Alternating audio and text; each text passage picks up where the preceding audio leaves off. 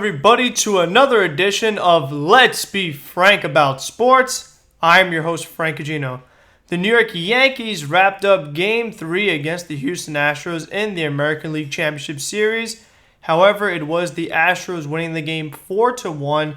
And if you're a Yankee fan, this has to be a very frustrating game because going into the series, you know that the big differential between these two teams are starting pitching. To be more specific, high-end starting pitching, guys like Justin Verlander, and in this case, Gerrit Cole, and you always wonder, can the Yankees match up with them? Now, if you're going to be using Luis Severino in a head-to-head matchup against Gerrit Cole, you're going to find yourself at a disadvantage, and one of the main reasons for that is the way these two pitchers approach the game. You see a complete contrast in styles in pitching philosophies as far as the use of starting pitching versus relievers. And we have seen that so much in modern day baseball, and particularly in these playoffs. We see these teams that one team will go all with the starting pitching and the other team will go all with bullpen.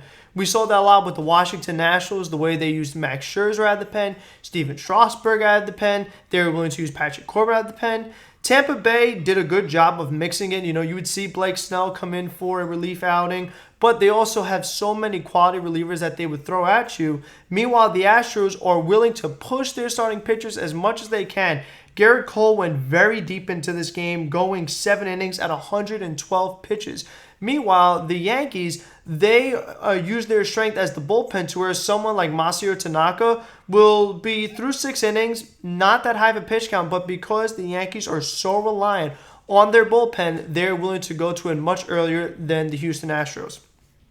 I think a great example of this was the game that James Paxton pitched, because Paxton only gave up 1 run, didn't throw that many innings nor that many pitches. But if you heard Aaron Boone's interview, today, he was saying that just by the way Paxton was pitching and the kind of swings that Houston was getting off him, he felt that it was best to pull him early and go to the bullpen.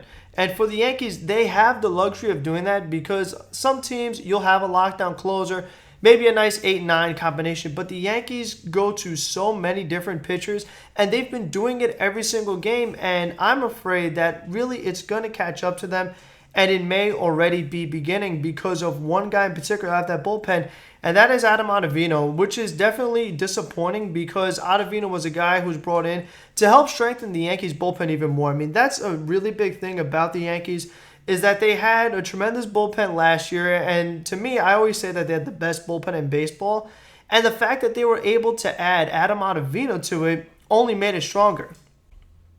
On the flip side, losing Dellin Betances to injury, that kind of negates having Ottavino because that's one less arm that you could use, and I found it very interesting that also in Aaron Boone's interview, he was saying that if the Yankees want to go where they need to go, Adam Ottavino has to be a part of that. And I just think that is very puzzling because you watch guys like Chad Green, who has been absolutely lights out in this playoffs. I mean, a lot of the times the Yankees are asking him to go multiple innings, and he's the first guy that comes out of the bullpen, goes right into the fire after Luis Severino could only give you 4 1/3 innings, or James Paxton only gives you a few innings. Chad Green is usually one of the first guys that Boone goes to and gets 2 innings out of them. Tommy Kahnle has been nice as well, and then you'll have Ottavino come in. And the other problem with Adam Ottavino, it's not like he gets a couple outs or it's one batter that he messes up on. You'll find him where he's ahead in the count and George Springer gets behind, all of a sudden he gives up a hit, and then another hit to Altuve, and he put Zach Britton in a big-time mess, and Britton just got so nervous. He had the wild pitch that led to a run scoring, and then a sacrifice fly, and neither one of those runs were charged to Britton because those 2 guys that scored were Adam Ottavino's base runners. And you think of the other game, Game 2, Adam Ottavino comes in, he serves up the home run to George Springer right away. So there's a couple different things that the Yankees have to do. Number one, I mean, you might just have to avoid Adam Ottavino because if he's going to be the guy that is giving up a run here and a run there every single outing, it is not going to work. And the reason why is because when you're facing Justin Verlander and you're facing Gerrit Cole, the runs are so premium to come by. You think of the Yankees only scoring 1 run in this game and 2 runs in Game 2. Again, the runs are very, very little. So if you're giving up 1 extra run or 2 extra runs, and by this case in Ottavino, you're going to put yourselves out of contention and not be able to finish off the deal. And one of the other things that a theme that you could just notice from what I said about Ottavino's appearances is facing the top of the Astros lineup. And if this is a guy who's struggling the most, I don't think you can necessarily do it in order. Like, you could have Chad Green be the first guy to come out, but maybe you should have Adam Ottavino try to face different hitters. Maybe go after the bottom of the order. Go after guys like a Robson Chirinos or Martin Maldonado, who's ever catching. Yordan Alvarez has struggled a lot in this series, which I think is a big deal because one of the things about Alvarez is that we know that Houston has a very powerful team. They already won the World Series in 2017, and we knew that it was going to be between them and the Yankees for the World Series because the Astros have been able to retain this talent, retain the young core of George Springer, Alex Bregman, Carlos Correa, Jose Altuve, combined with those two studs at the top of the rotation, Verlander and Cole. But then all of a sudden, here comes rookie Yordan Alvarez smacking home runs like crazy.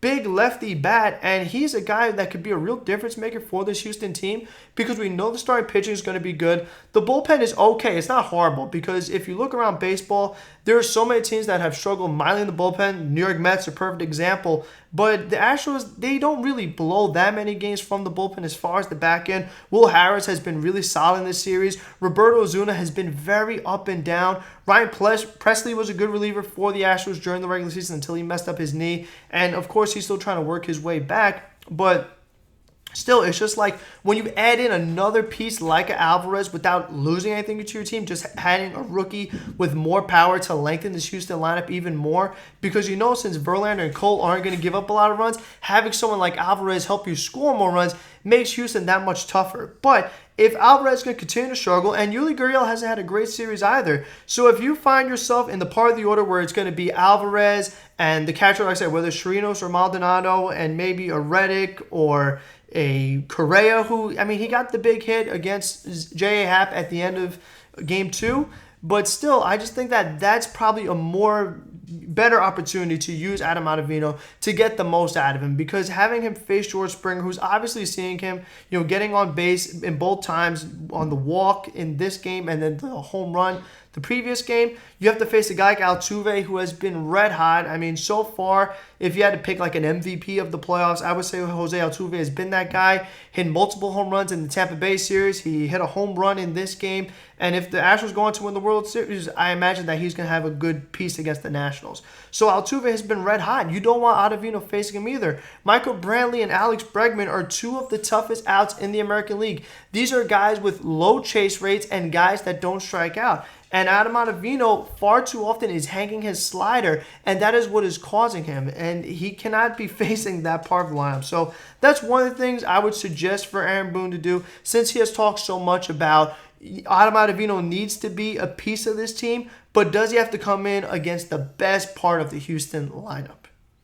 Next thing that I want to talk about is the Yankees offense, which hasn't been as good as you would like to, because we remember that one of the main things that eliminated the Yankees last year against the Boston Red Sox was their situational hitting with runners on base, putting the ball in play, not being an all-or-nothing home run team that is striking out too much.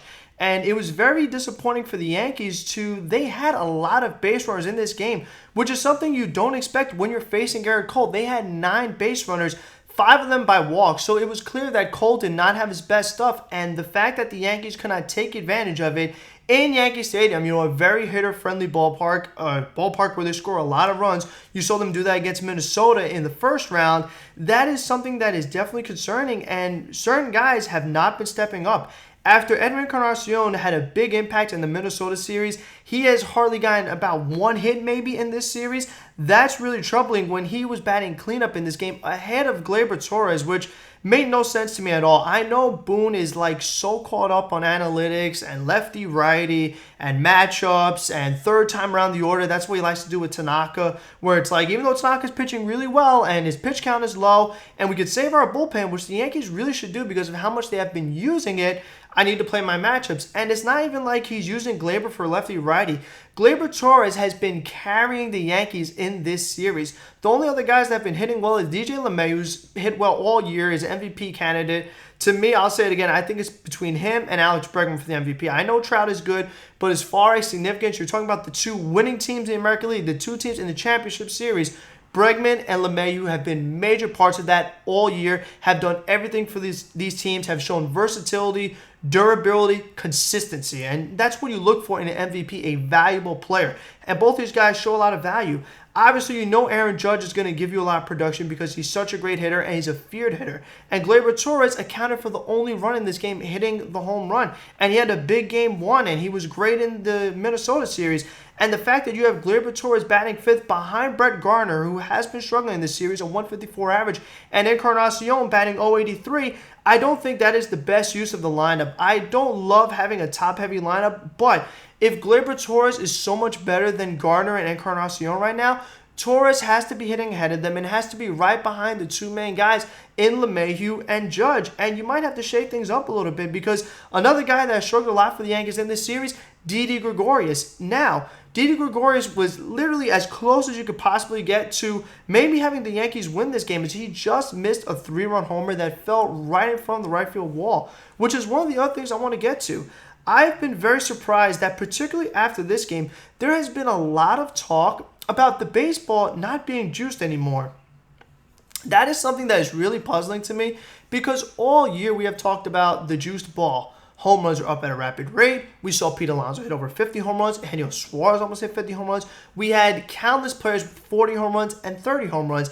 And it was just a lot of times where balls that you would expect to just be a fly were turning out to be home runs. And guys that weren't particularly home run hitters were hitting a lot of home runs. You think of someone like Brett Gardner, who can, sneak one over the right field wall every now and then, but he hit a lot of home runs this year, along with just about every other player in baseball.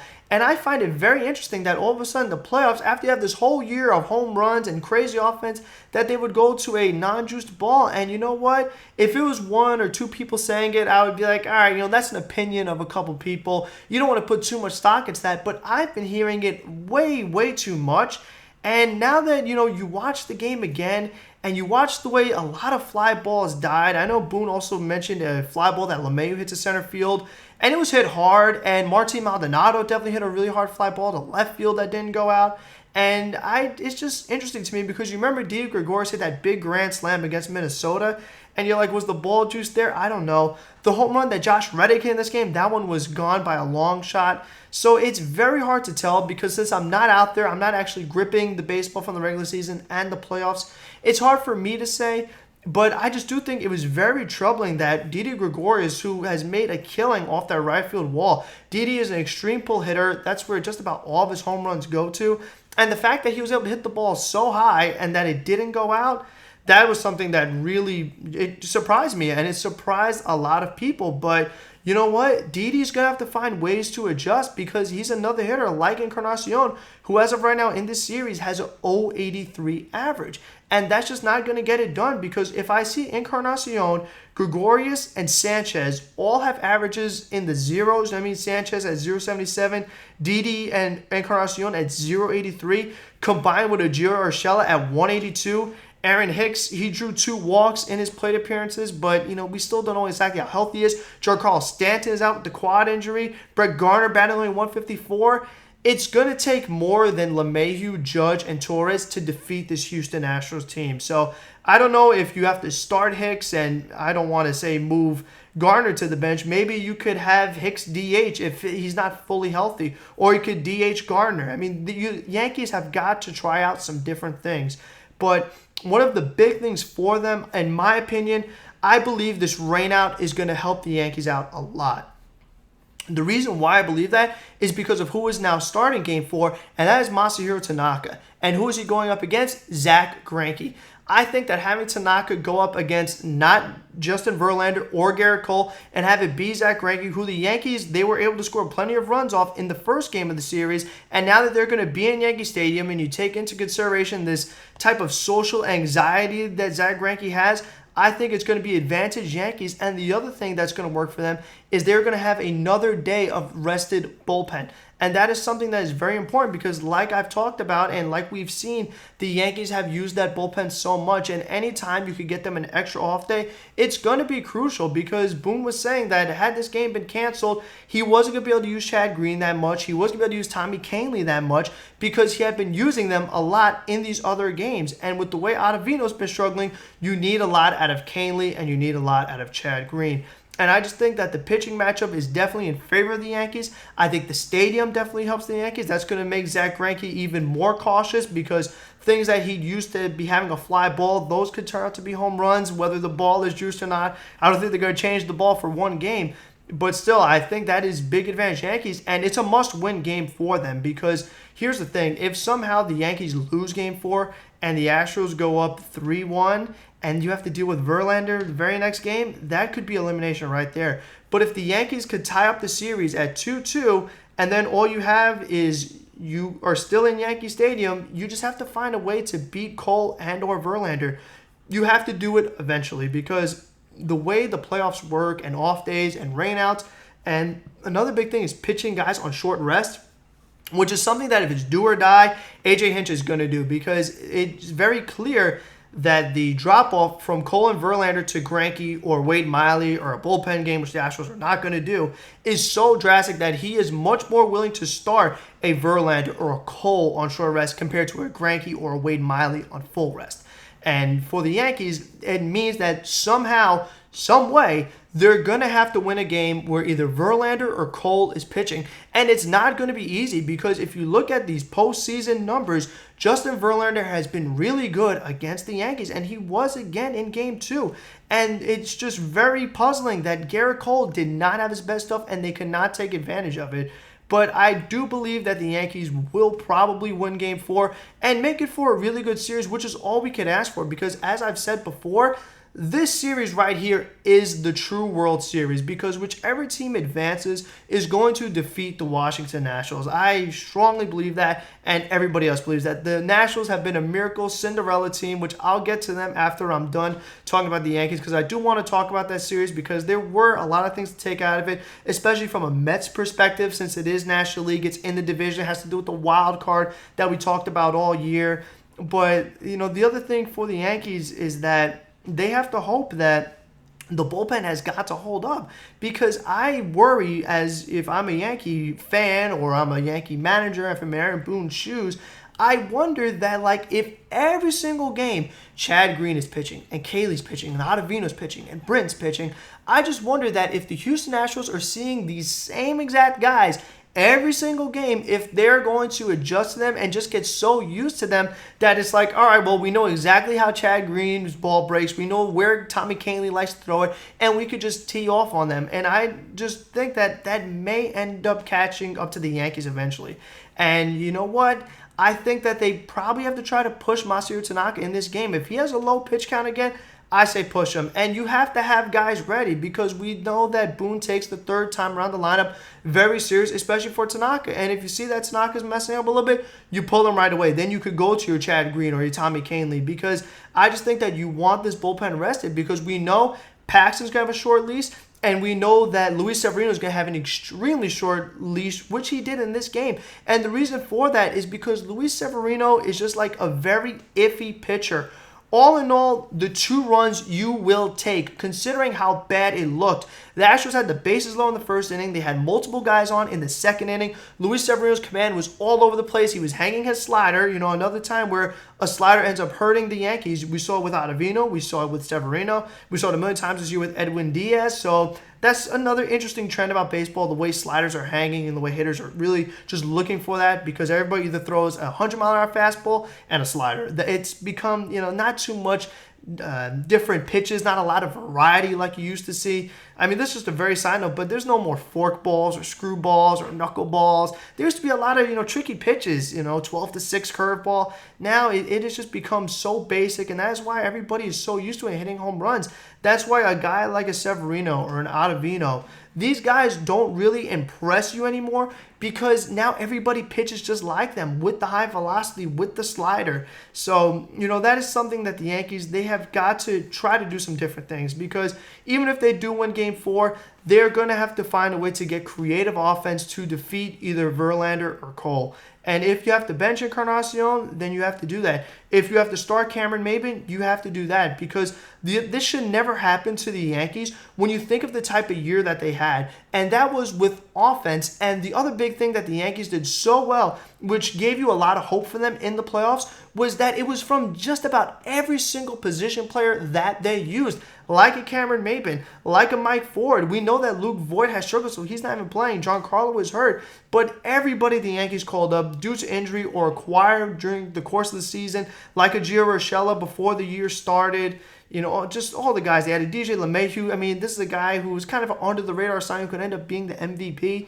You would just think that with all the production the Yankees have gotten from so many different players, that they could replicate that. It should not come down to LeMahieu, Judge, and Torres being the only guys that are giving you offense, because you know what? Let's do a worst-case scenario right here. Let's just say that that's what happens. Let's say that LeMahieu, Judge, and Gleyber, the only guys that hit. Cole and Verlander shut down the Yankees in games 5 and 6. Astros win in 6.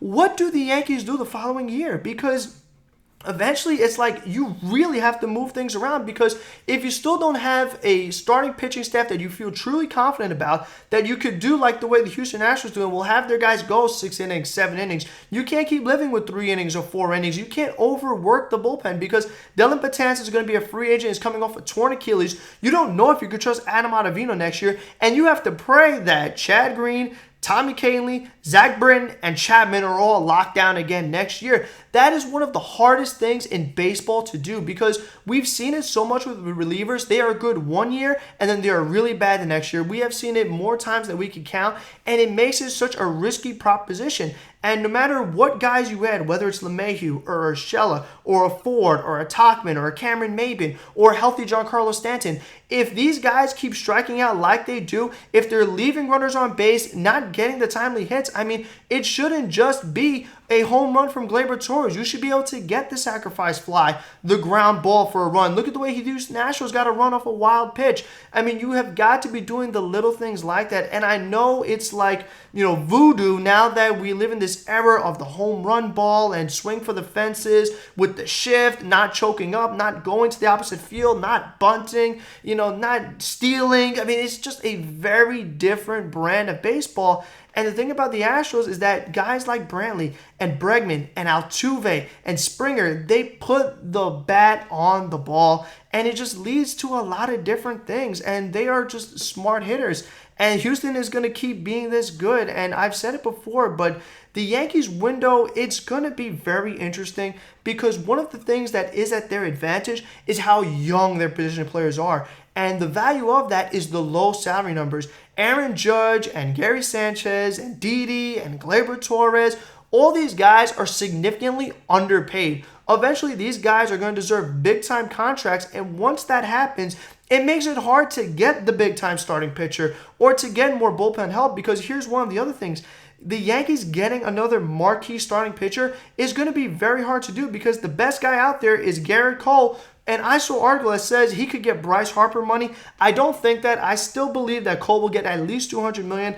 I don't see $300 million for a starting pitcher. And I don't really even think that's a good idea, because we saw in this offseason, you want to talk about Bryce Harper or Manny Machado, these are guys that got $300 million contracts, but neither one of those teams made the playoffs.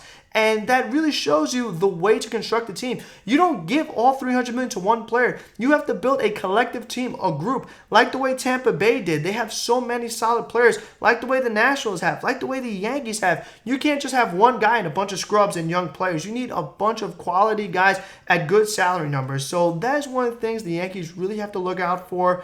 I don't know if maybe they're going to get more help with their farm system, or maybe tracing that farm system to get another starting pitcher. Will they try to sign Zach Wheeler? I don't know about that. I still don't think that Zach Wheeler is going to be able to match up with a Verlander or a Cole. I don't know how Zach Wheeler is going to pitch in Yankee Stadium.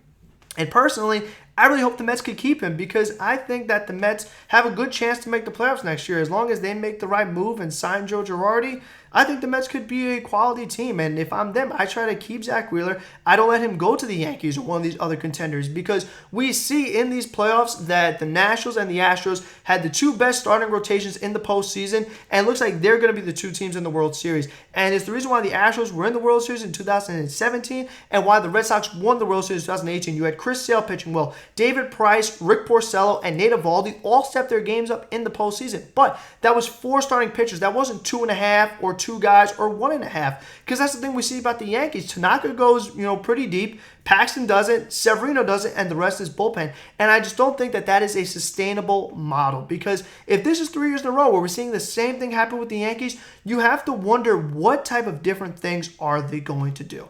And I think that's really fascinating, but you do have to take it one game at a time. Like I said, I really do like the Yankees' chances in Game 4, and that is coming from a Met fan. But I just know the way that Zack Greinke is, and that I just don't see him having a lockdown game in Yankee Stadium, and the Yankees need this game. And I just think that Tanaka will give up less runs than Zack Greinke will. And I think that Tanaka will go deep enough into the game to where you don't have to use Ottavino. You could just go Chad Green, Kaley, Britton, Chapman, good night. I think that is the best key for the Yankees. I think the Yankees are going to move the lineup around. Gleyber Torres needs to move up the lineup, try out some different guys, maybe bench an Encarnacion. Like I said, play a Cameron Maybin, see if Giancarlo Stanton is healthy enough to DH, play Aaron Hicks. The Yankees have got to do some different things, because you can't be down 2-1 and try to do the same stuff and hope for different results, because so far you scored 2 runs in Game 2 and then the 1 run in Game 3. That is not going to get it done. And they got those 7 runs in Game 1, and it was against Zack Greinke, 3 of the runs, but still, they could hit Zack Greinke. And like I said, Greinke is not the type of pitcher that Gerrit Cole or Justin Verlander is.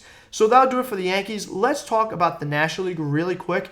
And it's going to be quick because this was a series sweep where the Washington Nationals never trailed. And that is something I would never predicted. Nobody predicted the Washington Nationals to make the World Series after the season had already gone on. Maybe early in the year, some teams thought that they could come in the National League because of the talent. And they've always had a lot of talent. You figure that something finally had to give and that they would finally break through. But when the Nationals were under 500 in May, things looked very bleak for them. But all of a sudden, they really stepped it up as a team. Howie Kendrick has come out of nowhere and been a big-time contributor for them as a veteran. So that was a great move by them. Not spending $300 million on Bryce Harper, but having Howie Kendrick play more often has done wonders for them. The continuous improvement of Juan Soto, Anthony Rendon, who he's a candidate for National League MVP, and he's going to get a lot of money. It's going to curious to see where he goes, because apparently the Nationals offered him a big amount of money that he did not accept.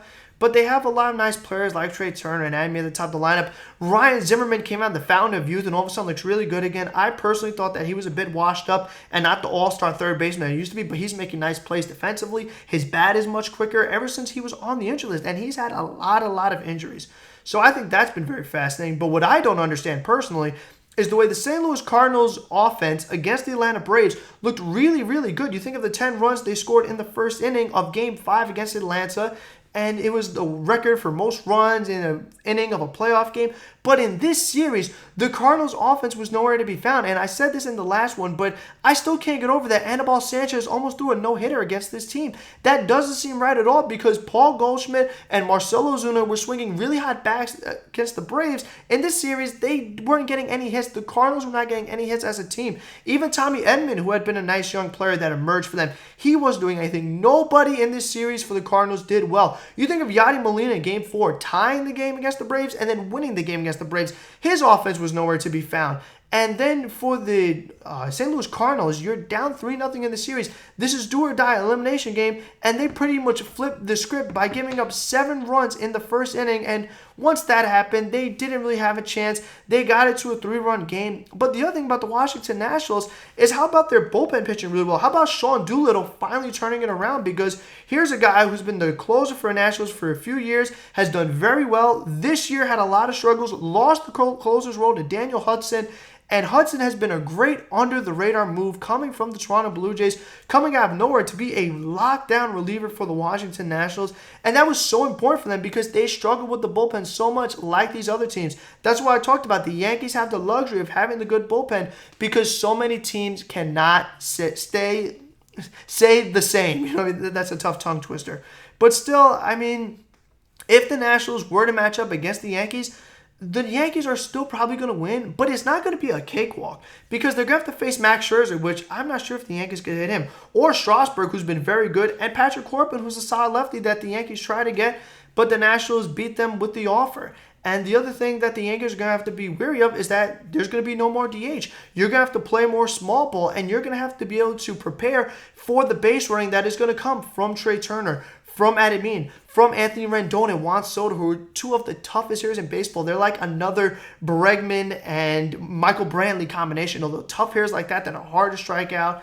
And you wonder if the Yankees still have to use their bullpen so much in the American League Championship Series. And even if they do make it to the World Series, how rested is that bullpen going to be for the World Series when the Nationals, similar to the Astros, are going to have their pitchers going deep into games? So there's going to be a lot of things to look for with the Yankees, see if they make any changes, who's going to improve, who might, regress a little bit. I just think that all that is going to be very interesting to follow. One of the other things before I go real quick about the Yankees is this whole idea of tipping pitches and yet the Yankees being really angry about that or stealing signs, whatever you want to say. Personally, I don't like that, and I know the Houston Astros have been accused of it before, but I just think that the Astros are just a very perceptive team, and if the Astros are doing it, I think the Yankees could do it as well. And here's something that I have not heard yet as a counterpoint, but what about the screenshots that we saw Aaron Judge trying to cover up earlier in the series in Houston? What about that? So every team is always trying to do something different. You think a team's getting caught with Apple Watches, and in the playoffs last year, the Red Sox and the Indians, they're changing signs. There is so much that goes on with baseball. You know what? That's part of the game. That's part of what makes baseball baseball. Like the old days, you try to pick up little things, little strategies, and like I said, show me some small ball. Just put the ball in play. I like a guy like Gary Sanchez. He has to be driving you nuts because here's a guy who's got no hits, flailing at everything, and striking out. And Sanchez strikes out. Gary Sanchez, when he strikes out like that and is leaving runners on base, that is exactly what is happening with the rest of the Yankees and is why they're not driving in runners. And even though you had 9 guys on base against Gerrit Cole, you still weren't able to get it done. So things are going to have to change, and you're not going to bench Gary Sanchez. So something has to give for the Yankees, and it's going to be very interesting to see the kind of fight that this team has because we know they have fight. They have shown resiliency. They had more injuries than anybody in baseball, and they still were successful, and we'll see if that can carry over into the next one, and I will be there to talk about it once Game 4 is over tomorrow. Have a good one, everybody. If you enjoyed it, leave a like, comment some feedback. What have you thought about these playoffs? What could the Yankees do differently? Am I on left field with some of the things I say? Show a friend, and see you next time.